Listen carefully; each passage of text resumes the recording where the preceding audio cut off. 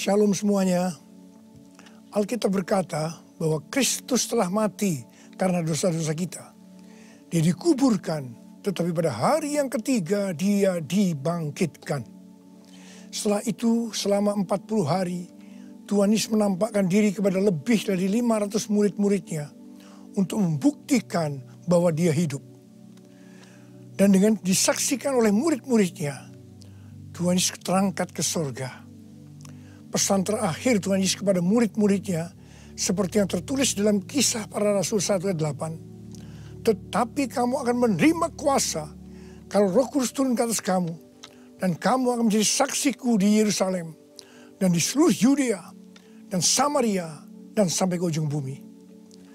Kalau saudara adalah murid Tuhan Yesus, berarti pesan ini juga buat saudara dan saya. Setelah Tuhan Yesus terangkat ke sorga, 120 murid-murid berkumpul di kamar loteng di Yerusalem. Mereka melakukan ini karena Tuhan Yesus memerintahkan agar mereka jangan pergi dari kota Yerusalem sebelum diperlengkapi dengan kuasa dari tempat tinggi. Apa yang mereka lakukan? Mereka semua bertekun dengan sehati dalam doa bersama-sama. Artinya mereka berdoa, memuji dan menyembah Tuhan dalam unity siang dan malam. Ini adalah prinsip restorasi Pondok Daud. Setelah 10 hari mereka melakukan itu, pada hari raya Pentakosta, tiba-tiba terdengarlah seperti tiupan angin keras di ruangan itu. Kemudian tampaklah lidah-lidah seperti nyala api, bertebaran dan hinggap kepada mereka masing-masing. Dan mereka dipenuhi dengan Roh Kudus, dengan tanda awal berbahasa roh. Setelah itu mereka dipakai oleh Tuhan untuk menjadi saksinya. Mereka melakukan amanat agung Tuhan Yesus. Peristiwa pencurahan Roh Kudus ini kita sebut sebagai Pentakosta yang pertama. Ku mau hidup seturut kehendak Tuhan. Ku mau memberi semua yang ku dapat berikan. Ku mau cinta Dia lebih dari semua. Ku tak dapat membalas kasih-Nya. Ku mau hidup seturut kehendak Tuhan. Ku mau memberi semua yang ku dapat berikan. Ku mau cinta Dia lebih dari semua. Ku tak dapat membalas kasih-Nya. Ku tak dapat membalas kasih-Nya. Ketika Tuhan Yesus ditanya oleh murid-muridnya mengenai tanda kedatangan Tuhan Yesus kembali dan tanda kesudahan dunia ini, salah satunya Tuhan Yesus menjawab dari Matius 24 ayat 14. Dan Injil kerajaan ini akan diberitakan di seluruh dunia menjadi kesaksian bagi semua bangsa. Dan sesudah itu barulah tiba kesudahannya. Jadi Tuhan Yesus akan datang kembali setelah Injil kerajaan diberitakan di seluruh dunia menjadi kesaksian bagi semua bangsa. Tuhan Yesus pasti datang kembali. Karena itu Tuhan Yesus memberikan tugas kepada kita, murid-muridnya, untuk menjadi saksi. Yaitu pergi dan menjadikan semua bangsa itu murid Tuhan Yesus. Ini yang disebutkan dengan amanat agung Tuhan Yesus. Untuk melakukan amanat agung Tuhan Yesus tidak bisa dengan kekuatan sendiri, tetapi dengan kuasa yang diberikan Roh Kudus kepada kita. Kalau kita merindukan kedatangan Tuhan Yesus, seharusnya kita melakukan amanat agung dengan sungguh-sungguh. Ada berapa banyak yang merindukan kedatangan Tuhan Yesus?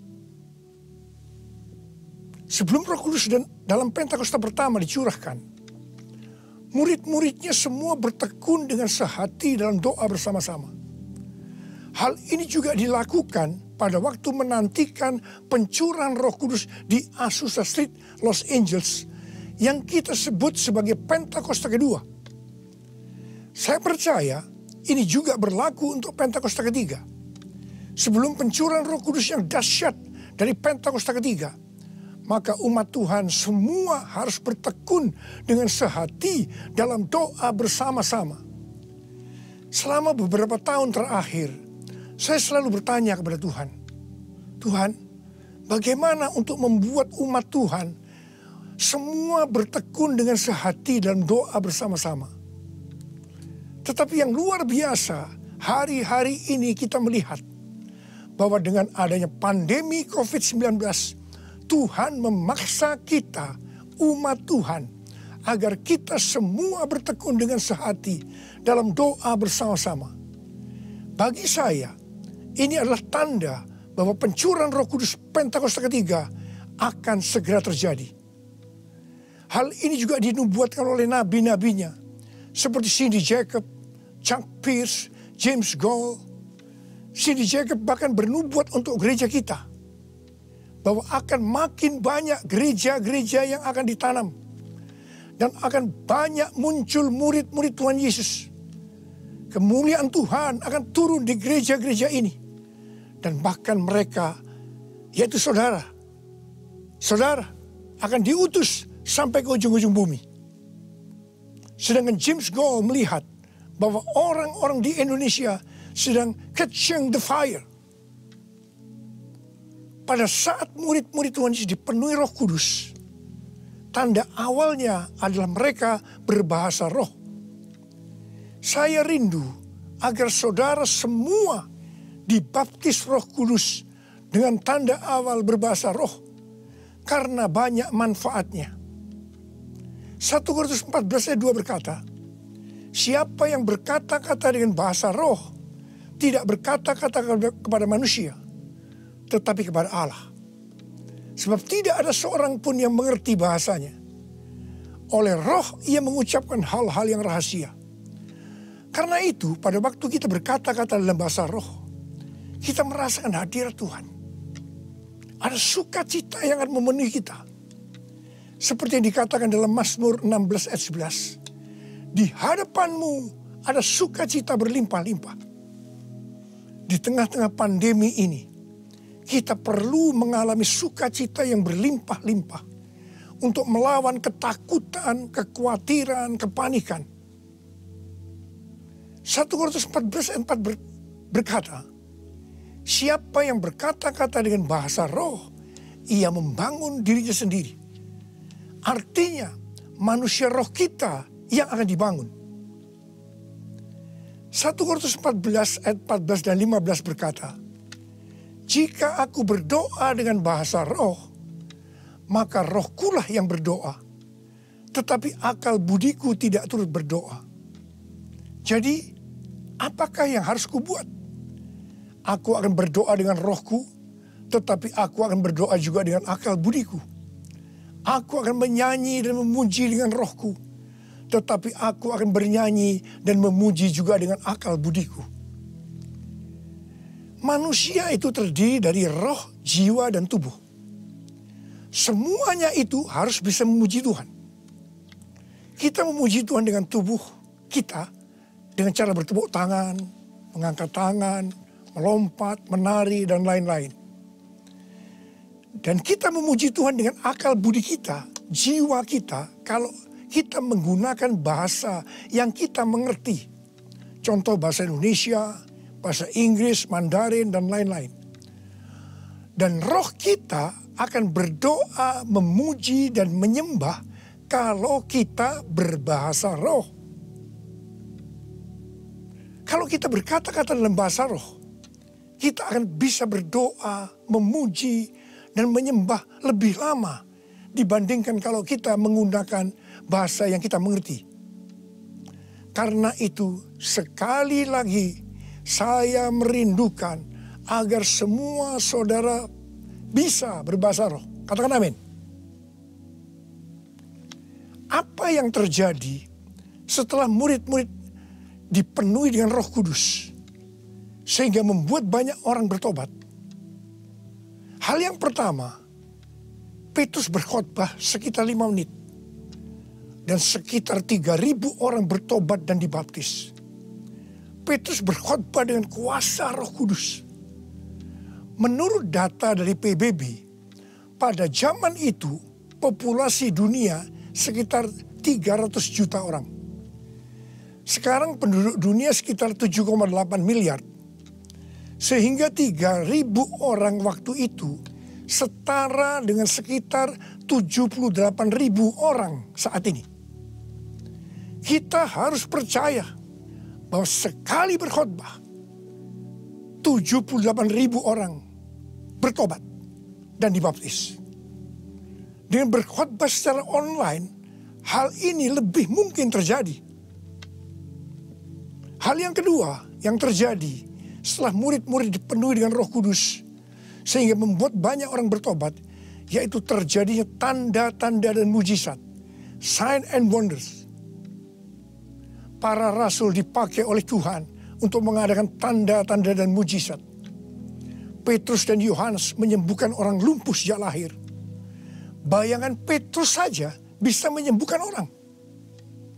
Sapu tangan atau kain yang pernah dipakai oleh Paulus, jika diletakkan pada orang sakit atau orang yang dirasuk setan, maka orang itu akan sembuh.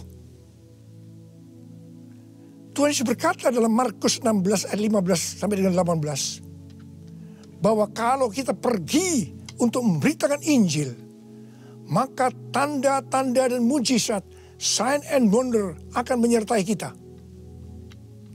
Sejak tahun 2006, saya diperintahkan Tuhan untuk mengadakan kebaktian kesembuhan ilahi.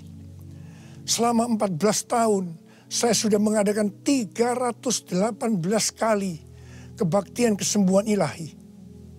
Setiap kali saya berkhotbah, pasti saya memberitakan Injil. Dan tanda-tanda dan mujizat terjadi. Saya diperkenankan oleh Tuhan untuk melihat dan mengalami mujizat seperti yang dilakukan oleh Tuhan Yesus 2000 tahun yang lalu. Pada waktu acara lawatan Roh Kudus Pulihkan Indonesiaku tanggal 29 Mei yang lalu, Cindy Jacob bernubuat bahwa Indonesia akan menjadi sangat penting dalam sejarah kekristenan.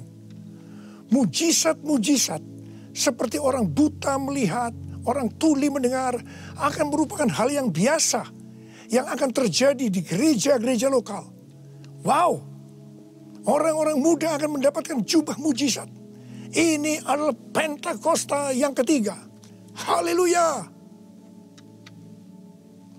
Hal yang ketiga yang terjadi setelah murid-murid dipenuhi dengan Roh Kudus, sehingga membuat banyak orang bertobat, yaitu cara hidup jemaat berubah. Yang pertama, mereka bertekun dalam pengajaran rasul-rasul dan dalam persekutuan. Ini bisa diartikan mereka suka membaca Alkitab. Judul Mazmur 119 yang merupakan pasal dengan ayat terpanjang dalam Alkitab adalah bahagianya orang yang hidup menurut firman Tuhan. Jadi orang yang hidup sesuai dengan firman Tuhan itu akan berbahagia. Dalam pandemi COVID-19 kita harus banyak membaca, merenungkan dan melakukan firman Tuhan agar supaya kita berbahagia. Sehingga kita bisa mengatasi segala dampak yang buruk akibat pandemi COVID-19.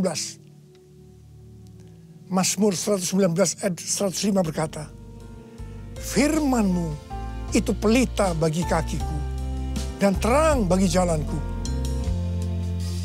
Firman-Mu pelita bagi kakiku, terang bagi jalanku. Firman-Mu pelita bagi kakiku, terang bagi jalanku. Waktu ku bimbang dan hilang jalanku, tetaplah Kau di sisiku. Dan takkan ku takut asal kau di dekatku, besertaku selamanya.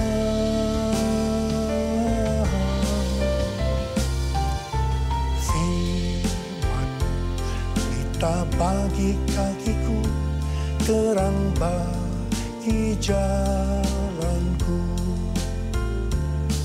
terang bagi jalanku, terang bagi jalanku.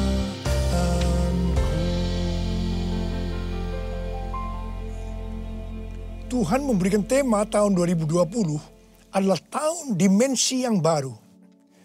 Kita tidak pernah menyangka bahwa tahun dimensi yang baru adalah seperti sekarang ini. Di mana dengan adanya pandemi COVID-19, kita sekarang memasuki new normal. Ayat emas yang Tuhan berikan adalah dari 2 Korintus 3 ayat 18 dan Ulangan 28 ayat 13 dan 14. Melalui 2 ayat emas ini, Tuhan berkata bahwa kalau kita makin serupa dengan gambar Yesus, yang berarti kemuliaan Dia di dalam kita semakin besar, maka berkat secara jasmani yang akan kita terima akan semakin besar. Kita diberkati untuk menjadi berkat. Katakan amin. Engkau diangkat menjadi kepala dan bukan ekor. Engkau akan tetap naik dan bukan turun. Wow. Tanggal 1 Januari 2020. Saya digerakkan oleh Roh Kudus untuk berkata bahwa memasuki tahun 2020 dalam bekerja mencari nafkah tidak bisa dengan cara yang lama, tetapi harus menuruti firman Tuhan, tuntunan Tuhan. Ternyata hal-hal ini yang sedang terjadi. Kita sedang memasuki resesi ekonomi secara global. Cara-cara yang lama dalam bekerja sudah tidak bisa dipakai lagi. Kita harus bekerja menurut tuntunan firman Tuhan. Kita harus peka terhadap suara Tuhan. Untuk itu kita harus menjadi serupa, makin menjadi serupa dengan gambarnya. Orang yang menjadi serupa dengan gambarnya itu adalah murid Tuhan Yesus. Dengan goncangan ekonomi global yang sedang terjadi saat ini, banyak dari generasi milenial dan generasi Z harus menghadapi kenyataan bahwa betapa rapuhnya budaya mereka dan kehidupan yang dibangun di atasnya. Padahal selama ini mereka begitu percaya diri dan bahkan sombong. Maaf, mereka merasa tidak perlu melibatkan Tuhan, tidak perlu bertanya kepada Tuhan dalam sebuah resep kesuksesan. Sekarang mereka akan tergoncang. Karena itu saya percaya bahwa melalui pandemi COVID-19 ini, banyak orang-orang muda yang bertobat dari cara-cara yang lama. Mereka kalau mau diberkati dalam seluruh yang dikerjakan, engkau harus menjadi murid sehingga peka terhadap tuntunan Tuhan. Tidak salah kalau akan terjadi kebangkitan generasi Yeremia, yaitu anak-anak muda yang dipenuhi dengan Roh Kudus, cinta mati-matian kepada Tuhan Yesus, tidak kompromi terhadap dosa, dan akan memenangkan banyak jiwa. Hal yang kedua, cara hidup jemaat berubah. Mereka selalu berkumpul memecahkan roti dan berdoa. Ini bisa dikatakan bahwa mereka hidup dalam unity dan suka berdoa. Yang ketiga, cara hidup jemaat berubah. Mereka suka memberi. Suka memberi. Sehingga tidak ada yang berkekurangan. Dalam keadaan krisis ekonomi ini, kita diperintahkan oleh Tuhan untuk memberi dan menabur. Kisah Para Rasul 20 ayat 35b berkata, adalah lebih berbahagia memberi daripada menerima. Saudara harus saling memperhatikan mereka-mereka yang ada di kul-kul. Cara hidup jemaat berubah. Mereka selalu bergembira dan dengan tulus hati sambil memuji Allah. Jadi, Mereka semua suka membaca Alkitab, suka berdoa, unity, suka memberi, suka memuji Allah dengan gembira dan tulus hati. Dan dikatakan mereka disukai semua orang. Dan tiap-tiap hari jumlah orang yang diselamatkan bertambah. Haleluya! Haleluya! Haleluya! Haleluya! Haleluya! Haleluya!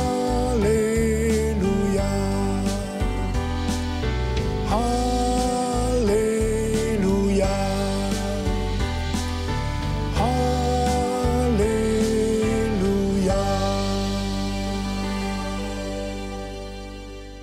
Kemudian, apa yang terjadi setelah itu? Goncangan terjadi. Aniaya yang hebat terjadi kepada orang-orang percaya di Yerusalem. Selain rasul-rasul, mereka semua harus lari ke seluruh daerah Yudea dan Samaria. Dan pada akhirnya ke ujung bumi. Mereka selama ini berada di zona nyaman di Yerusalem. Mereka biasa berkumpul dalam unity, membaca Alkitab, berdoa, dan memuji bersama-sama dengan sukacita. Suka memberi sehingga tidak ada yang berkekurangan. Mereka berpikir menjadi orang Kristen hanya seperti itu.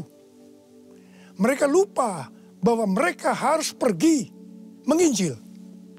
Caranya bagaimana? Aniaya diizinkan oleh Tuhan.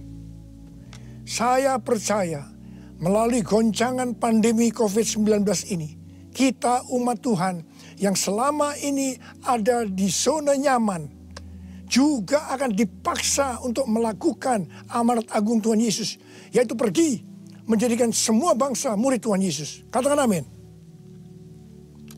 Selain goncangan, juga terjadi perubahan paradigma dalam pelayanan. Selama ini murid-murid Tuhan Yesus mempunyai pengertian bahwa yang memperoleh keselamatan hanya orang-orang Yahudi saja. Tetapi dengan adanya pertobatan dari Kornelius yang bukan orang Yahudi, dan Roh Kudus turun ke atas mereka dan mereka berbahasa roh. Dengan perdebatan yang cukup panjang, akhirnya lewat kesaksian Petrus, para rasul dan seluruh orang percaya di Yudea dapat menerima bahwa keselamatan bukan hanya untuk orang Yahudi saja, tetapi untuk semua bangsa, termasuk bangsa Indonesia. Katakan amin. Dengan adanya pandemi COVID-19, kita juga mengalami perubahan paradigma dalam pelayanan kita. Yang tadinya kita beribadah di gedung gereja, kita berkumpul bersama-sama, bisa berjabatan tangan, saling berpelukan, menyatakan kasih kita, melakukan penumpangan tangan. Sekarang berubah total menjadi ibadah online. Bahkan ada yang tidak bisa melakukan online, sehingga tidak bisa beribadah. Kita memasuki new normal dan tidak bisa melakukan seperti hal-hal di atas. Kita tidak tahu dengan pasti bentuk ibadah kita selanjutnya. Tetapi yang Tuhan mau, kita bisa menerima perubahan paradigma dalam pelayanan ini. Karena sama seperti yang terjadi pada waktu itu, dengan adanya perubahan paradigma, justru terjadi penuaian yang jauh lebih besar. Itu juga yang akan terjadi pada kita pada hari-hari ini. Saya mau berdoa buat saudara. Mari angkat tangan saudara. Kita nyanyikan lagu ini bersama-sama. Curahkanlah kuasa-Mu Tuhan. Mujizat terjadi di tempat ini. Amin. Curahkanlah kuasa-Mu Tuhan. Mujizat terjadi sekarang ini. Curahkan dia Tuhan. Curahkanlah kuasa-Mu Tuhan. Mujizat terjadi di tempat ini. Haleluya. Curahkanlah kuasa-Mu Tuhan.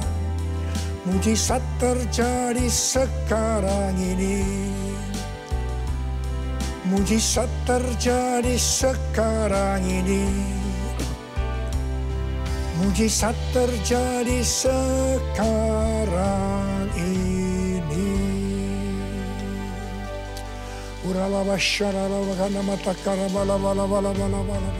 Mari kita berbahasa roh. Kita berbahasa roh saat. Oh,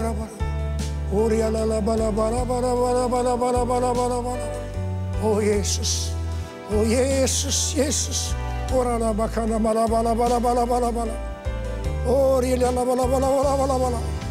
Mujizat terjadi di tempat ini sekarang ini. Jamah anak-anak-Mu ya Tuhan. Mereka yang sakit disembuhkan oleh Tuhan. Yang terdampak oleh krisis ekonomi dipulihkan oleh Tuhan. Terima berkat Tuhan. Mujizat terjadi dalam hidupmu saat ini. Sembuh dalam nama Yesus. Sembuh dalam nama Yesus. Engkau akan dicukupkan, malah berkelimpahan di dalam segala hal. Terima. Tuhan, curahkan kuasa-Mu. Pakai anak-anak-Mu semua ini Tuhan. Menjadi saksi-Mu. Melakukan amanat agung Tuhan Yesus.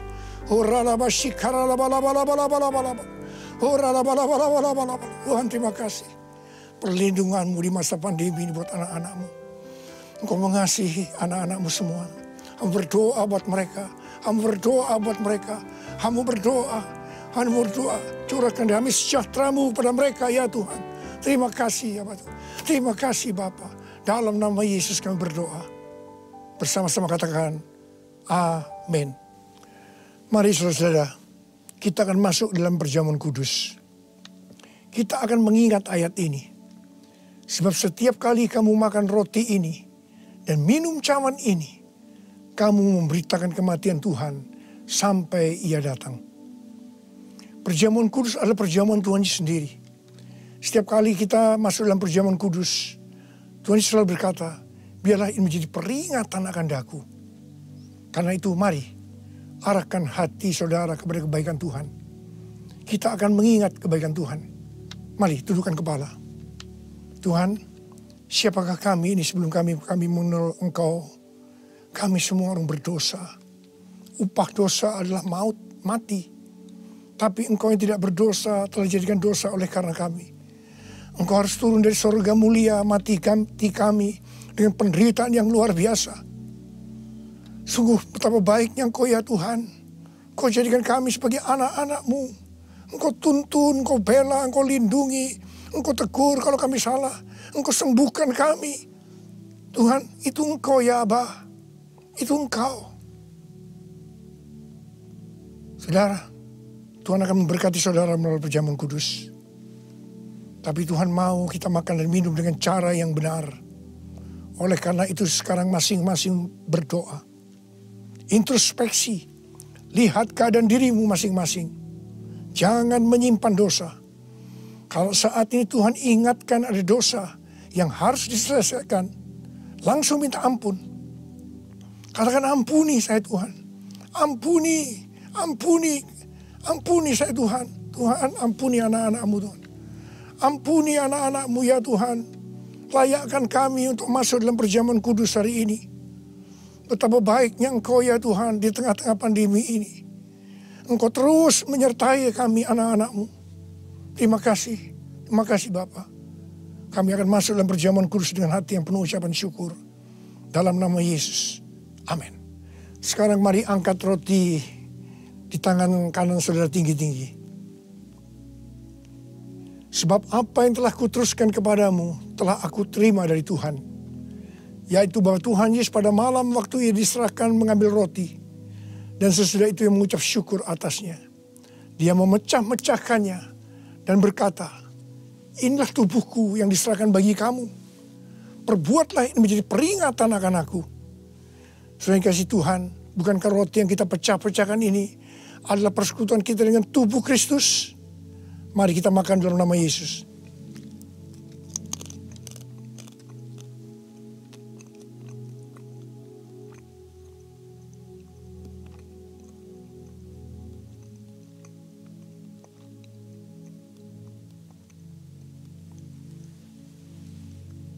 Sekarang angkat cawan di tangan kanan saudara tinggi-tinggi. Demikian juga ia mengambil cawan sesudah makan lalu berkata, cawan ini adalah perjanjian baru yang dimeteraikan oleh darahku. Perbuatlah ini setiap kali kamu meminumnya menjadi peringatan akan aku. Sudah dikasih Tuhan, bukankah cawan pengucapan syukur yang atasnya kita ucapkan syukur adalah persekutuan kita dengan darah Yesus. Mari kita minum dalam nama Yesus.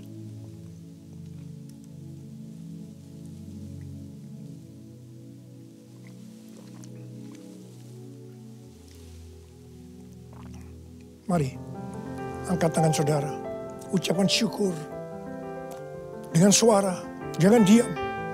Tuhan, kami terima kasih ya Tuhan. Kami bersyukur ya Tuhan, terima kasih.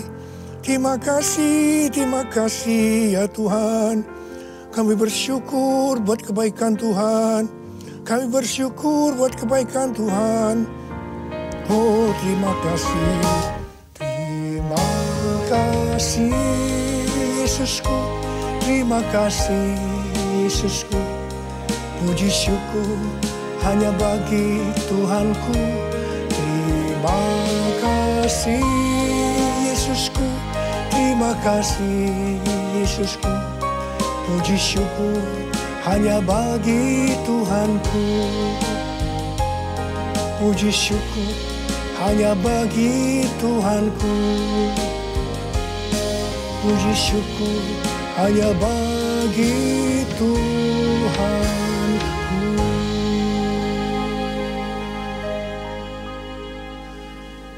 Angkat tangan saudara, terima berkat Tuhan.